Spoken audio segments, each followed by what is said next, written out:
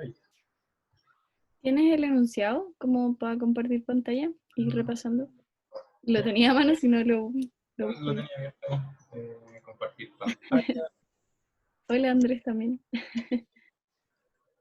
Ahí estamos. Bueno, primero, si tienen alguna duda específica, este es el momento, ¿no? Yo tengo una duda con el simulador más que nada, porque después más adelante dice que hay que tomar como hartas medidas y no sé qué, pero como que no entiendo como qué error tenemos que considerar como para las mediciones, si es que solo nos da como un resultado para cada ángulo. O sea, Error. como que todas las veces que tomemos como que midamos un ángulo, o sea, Ujú. que ingresemos un ángulo siempre nos va a dar el mismo resultado en el simulador, entonces no entiendo como qué Ah, se lo, supone que... lo que pasa es que te pide que hagas una misma medición, pero que vayas variando el ángulo de incidencia. Entonces, que vayas poniendo como si tu ángulo de incidencia es 10, ¿cuál es tu ángulo de refracción? ¿Es este, cierto? Sí. Sí, Em, Después, si tu ángulo es 20, si tu ángulo es 30, como que la idea es que no es que hagas muchas mediciones de un mismo ángulo, sino que hartos ángulos distintos. sí, pero igual como que nos piden como algo con errores o por ejemplo, con el índice de refracción.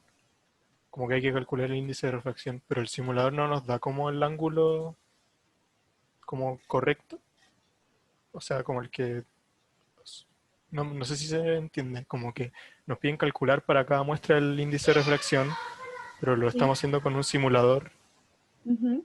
como que no sé, como que no... Ah, lo que pasa es que el índice de refracción tú lo podías calcular como por medio de ir viendo como distintos ángulos de incidencia y refracción.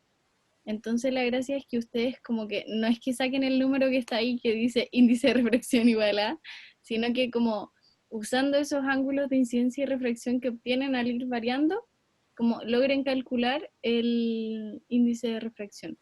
Que les debería dar lo mismo que está ahí en el simulador, ¿cachai? mm, ¿Y cómo? Y ahí eso se calcula usando como ley de refracción. Se calcula, no sé si lo Ahí tenía. ustedes van a tener, de hecho, la tablita también debería mostrarla. Eh,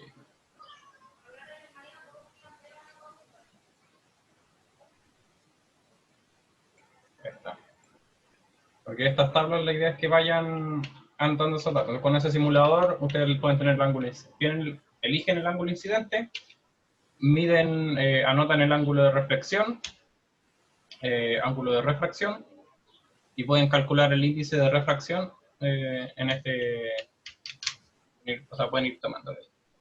Mm. Igual, Pero, a ver, acá en el fondo es ley de Snell, porque calculo. eh, te va a dar, a lo que tú te referías, como si en cada casilla tendría que tener un índice de refracción distinto. Sí, esa es como mi duda, porque también dice Ah, ya, como no, considerar propagación de errores y no sé cómo, ya sí, no. dónde meter Eh, eso. el índice de refracción va a ser el mismo, como que lo pusimos como por completitud de la tabla, pero con que lo pongáis en una de las casillas está bien porque va a ser el mismo para todas, dado que no tienes como propagación de error. Sería distinto si lo pudierais hacer experimentalmente y tuvierais errores en cada medición. Claro. Ahí ya, ahí tendréis que poner, pero con que lo pongáis una vez el índice de reflexión está bien, pero es más que nada para que hagan el experimento. Si es que fuera un experimento en la vida real, tendrían que hacer esto de calcularlo para cada uno y después ver el error. Pero Sí, claro, como es un software no tiene sentido, entonces no te preocupes con eso. Ahora está no bueno. sé, o sea, eh, si quieres considerar propagación de errores, igual como dice, aquí te dice que si no, que pusimos 4 decimales. Probablemente la calculadora usando ley de Snell te quite algunos decimales, así que siempre vas a tener un pequeño error ya por la cantidad de decimales que vas a considerar.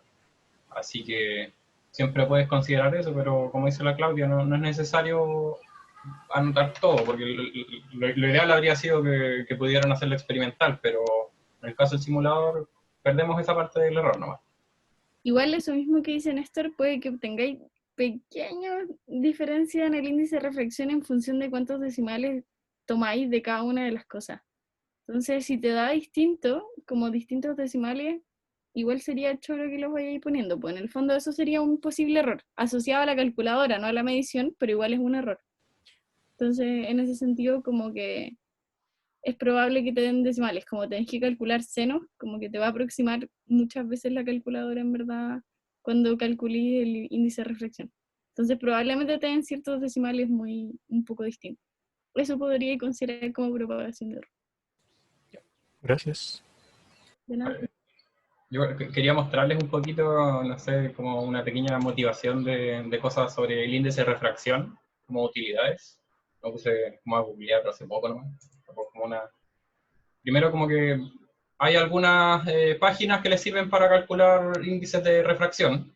Acá hay como una que te da un manual completo para calcular solo el índice de refracción en el aire.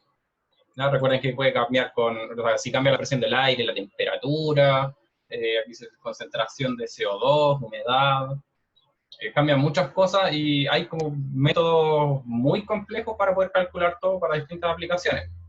Aquí hay como una base de datos con distintos índices de refracción. De hecho, te da con el cambio de longitudes de onda, como es muy completo. ¿Ya? En el caso como el experimento que estamos haciendo ahora, estamos considerando una longitud de onda fija, entonces no cambia, pero en la realidad, cambiando el índice de refracción sí se puede apreciar. Ahora, no sé, pues, aplicaciones de poder medir el índice de refracción, aplicaciones directas del índice de refracción. O sea, llega hasta una página que dice que del FBI hay como un manual para poder utilizar medición del índice de refracción para algunos métodos de laboratorio. Y aquí está repetida la página. Y este iba a llegar, que este me gustó también. ¿Alguien de casualidad sabe qué es eso? Digan, ¿no? Una manito para abajo o algo. Solo había visto. ¿Alguna reacción? Bueno, como dice acá, un refractómetro es un aparatito que te sirve para, o sea, que utiliza ley de Snell, por lo que leía, para calcular el índice de refracción de una sustancia que se ponga acá arriba. Utiliza un prisma, la cosa es que te calcula el índice de refracción. Y esto se utiliza para hacer vino.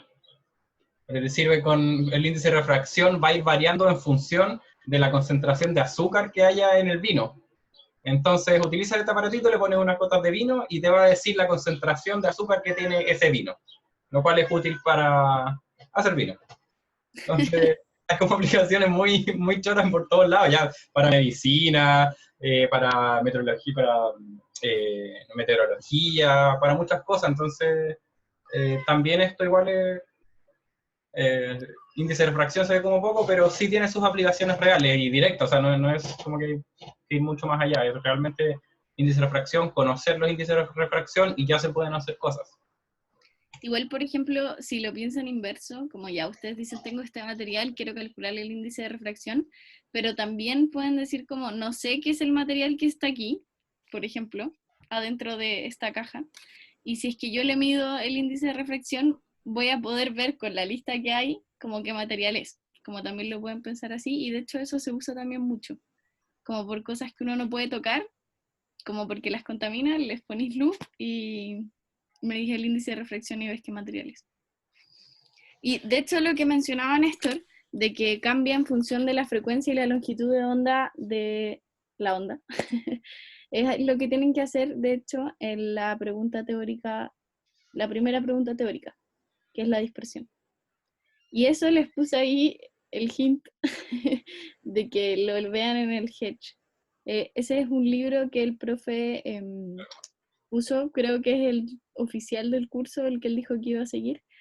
Y ahí en el capítulo sobre dispersión está lo que necesitan. Pero lo importante es que lo lean, lo entiendan, le den un par de vueltas, igual como que desarrollen la matemática que está entre medio, porque está ahí, pero medio oculta.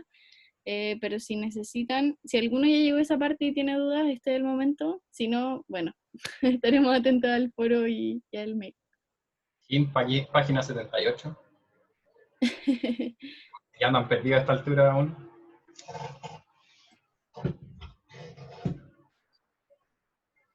Y la segunda parte en verdad es un ejercicio como muy clásico de onda, que es como para saber si es que ustedes como efectivamente entienden qué es cada uno de los elementos de la ecuación de onda.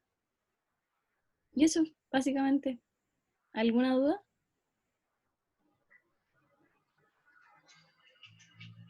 ¿No? Andrés, Después de abre el micrófono. Parece que se le prendió solo.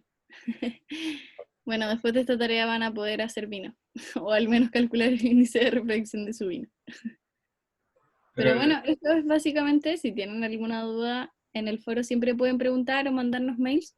Intenta mandarlo igual con un poco de tiempo, como yo intento estar atenta, pero a veces se me pasan. Pero eso, tienen hasta el miércoles, acuérdense. Es semana y media porque la tarea en sí es más corta y el jueves les vamos a publicar ya la segunda tarea.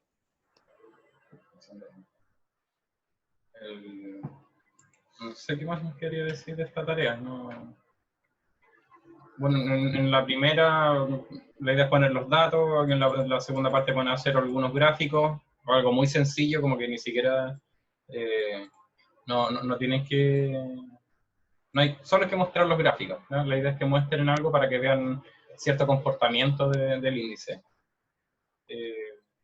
Cálculo de velocidad de ángulo crítico, eso también analizarlo respecto a las mismas ecuaciones que tienen, ¿no? Son ecuaciones sencillas también, no hay que hacer tantos cálculos, la idea es que apliquen un poquito lo que sería en clase, las ecuaciones sencillas que se vieron.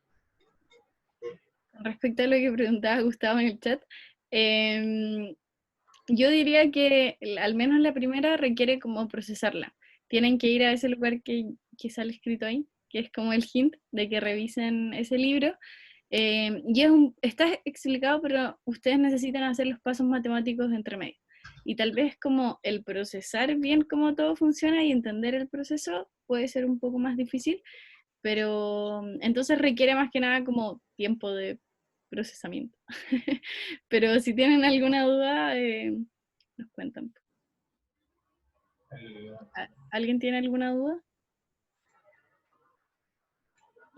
La tarea se entregaba entonces el próximo miércoles, así que igual nos quedaría una sesión el próximo miércoles. Sí, así que ahí nos vemos si alguien tiene alguna duda y si no, si tienen antes, las ponen en el foro. Tengo una última duda. ¿El formato de entrega es como entregar el Excel y entregar como alguna hoja respondiendo a las preguntas o algo así? ¿O hay que hacer como un tipo de informe?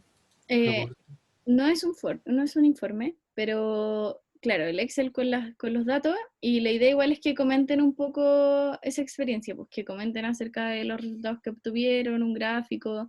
Entonces en ese sentido es como, podría decirse que la primera parte es presentar un reporte de esa actividad que es como más experimental, pero no es un informe, es como obtuve esto, saco estas conclusiones. Y la respuesta. Podéis hacer incluso eso mismo en papel, como hacer los gráficos en computador y en papel comentarlo y responder abajo las teóricas y entregar las fotos escaneadas que se vean bien de tu tarea, pero no se pide un informe. Es como un reporte con las soluciones de la tarea.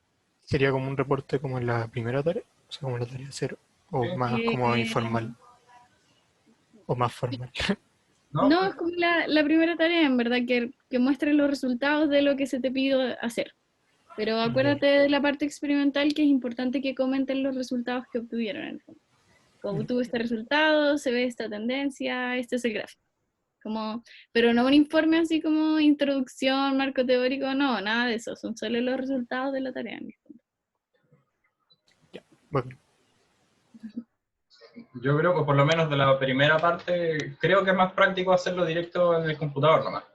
Como por las tablitas, los gráficos, y es escribir un poco nomás. Así que, no, si lo hacen en Word, basta. Igual si después hacen lo otro en papel, está bien, como de ahí pegan todo en un mismo documento y chao.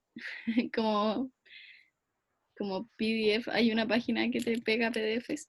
Pueden pegar como la parte que escribieron en el computador y lo que escribieron a mano de los ejercicios teóricos, está bien también, no se preocupen por eso. No hay como un formato de entrega, así que... Como ven, es súper libre, así que tomen cualquier de las dos alternativas, las que les acomode. Ese mismo, I Love PDF. Ese es el que te pega PDF, por si alguien lo necesita. Así que eso, en verdad, no se preocupen por el formato, que se entienda así y que responda lo que tiene que responder. Pero fuera de eso, no hay problema. Sí. ¿Alguna otra duda? ¿Algún comentario de la materia? ¿Algo que les interese? Ya cortemos la grabación, yo creo. Eh,